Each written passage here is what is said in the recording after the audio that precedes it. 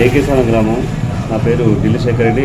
జేకేసరం గ్రామ శాఖ అధ్యక్షునిగా కాంగ్రెస్ పార్టీ గ్రామ శాఖ అధ్యక్షునిగా పనిచేస్తాను. మా జేకేసరంలో ఇంతకుముందు పోయిన సర్పంచ్ ఎలక్షన్లో సర్పంచ్తో పాటు వార్డు మెంబర్లు, ఉప సర్పంచ్, ఎంపీటీసీ మొత్తం టోటల్గా మేమే గెలుచుకోవడం జరిగింది. మొన్న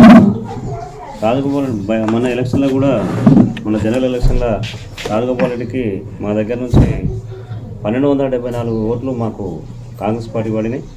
మాకు టీఆర్ఎస్ మీద 474 ఓట్ల మెజార్టీ మేము కాంగ్రెస్ పార్టీకి ఇచ్చినాం.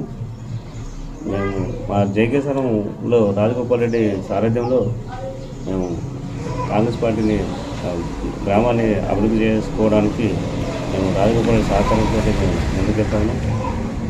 అయితే గతంలో బీఆర్ఎస్ పాలన ఎట్లా ఉంది, ఇప్పుడు కాంగ్రెస్ పాలన ఎట్లా ఉంది సార్?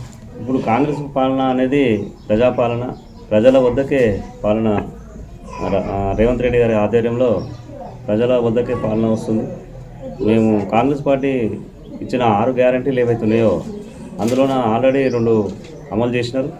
ఈరోజు 27వ తారీఖు ఇంకా 2 గ్యారంటీలు ఈరోజు అమలు చేయబోతున్నాడు. రాహుల్ గాంధీ గారి సారథ్యంలో, రేవంత్ రెడ్డి గారి ఆధ్వర్యంలో కాంగ్రెస్ పార్టీ ఇంకా ముందుకు పోతుందని, ఇంకా ముందు అభివృద్ధి జరుగుతుందని మేము కోరుకుంటాం. అయితే మన మునుగోడు ఉప ఎలక్షన్స్ లాస్ట్ టైం, ఇప్పుడు మీ గ్రామం ఎంత మేరకు అభివృద్ధి చెందింది? మా గ్రామం అభివృద్ధి చెందడానికి రాజగోపాల్ రెడ్డి రాజీనామా చేయడం వల్లనే ఆయనకు మళ్ళీ మెజార్టీ వస్తుందన్న ఉద్దేశంతో టీఆర్ఎస్ గవర్నమెంట్ మా ఊళ్ళో, కాకపోతే కొంచెం సీసీ రోడ్లు పోసింది, కొంచెమే నేను చేసింది. అది కూడా 50% అయినాయి, ఇంకా 50% అయ్యేది ఉంది. మా రాజగోపాల్ సార్ ఈ మధ్యనే మమ్మల్ని కూడా పిలిచి, గ్రామశాఖ అధ్యక్షులు అందరిని పిలిచి, మేము మీ ఊర్లో ఏమేమి కావాలో చెప్పుకుంటే మేము అన్నీ కూడా చేస్తామని మాకు గ్యారంటీగా చెప్పినాం, చేస్తామని చెప్తున్నాను. అయితే ఇప్పుడు మంత్రివర్గ విస్తరణ జరుగుతుంది తొందరలో అని చెప్పేసి రాజకీయ చర్చ జరుగుతుంది.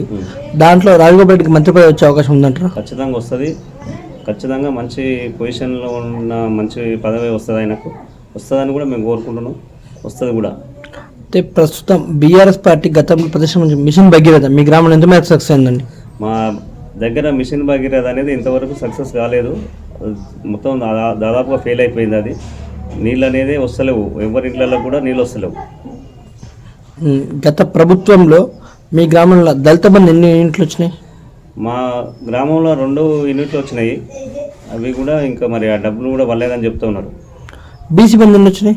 బీసీ బంధు 2 వచ్చినాయి. గెలిచిన తర్వాత మీ గ్రామానికి రాజగోపాల్ రెడ్డి వచ్చిందా? వస్తాడు, ఈ వారంలో వచ్చేది ఉంది. ఈ మంత్రివర్గ విస్తరణ తర్వాత, మంత్రి పదవి తర్వాతనే వస్తుందని చెప్పింది మాకు. ప్రస్తుతం గెలిచిన ఎమ్మెల్యే రాజగోపాల్ రెడ్డి మీ గ్రామ ప్రజలకు కానీ మీ నాయకులకు కానీ అందుబాటులో ఉంటుందా? నాకు కలుస్తున్నాడు, చౌటుపల్లి క్యాంప్ ఆఫీస్లో కలుస్తున్నాడు. దగ్గర ఎప్పుడు పోయినా నాకు మండలం నుంచి ఇన్ఫర్మేషన్ వస్తుంది, మేము పోయి కలుస్తాము. ప్రస్తుతం మీ గ్రామంలో ప్రధాన సమస్యలు ఏంది? మా దగ్గర ప్రధాన సమస్య ఏంటంటే ఒక పిలాయిపల్లి కాలువ, మా దగ్గర మాకు మేజర్గా పిలాయిపల్లి కాలువ ఒకటి ఉంది. తర్వాత మా దగ్గర మంచినీళ్ళు ఇట్లా బాగానే ఉన్నాయి.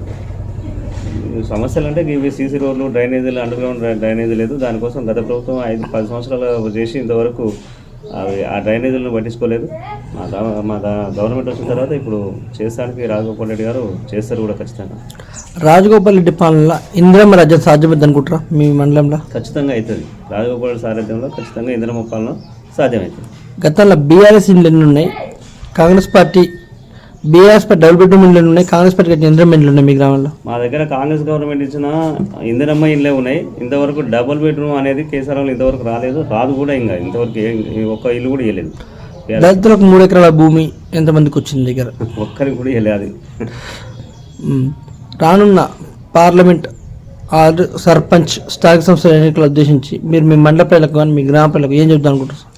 మేము ఖచ్చితంగా మళ్ళీ జేకేసరంలో కాంగ్రెస్ పార్టీ సర్పంచ్, ఎంపీటీసీ, ఉప సర్పంచ్తో సహా మొత్తం గెలుచుకోవడానికి మేము రెడీగా ఉన్నాము. మేము ఖచ్చితంగా అవుతుంది మాతోటి.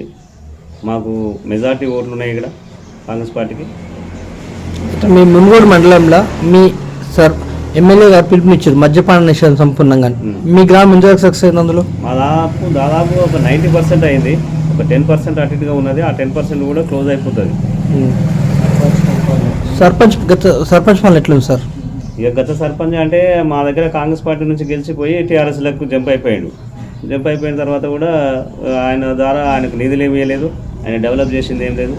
ఆయన ఒక టీఆర్ఎస్లో పోయిన తర్వాత ఆయన ఒక బొమ్మలాగానే అయిపోయింది ఆయన పరిస్థితి.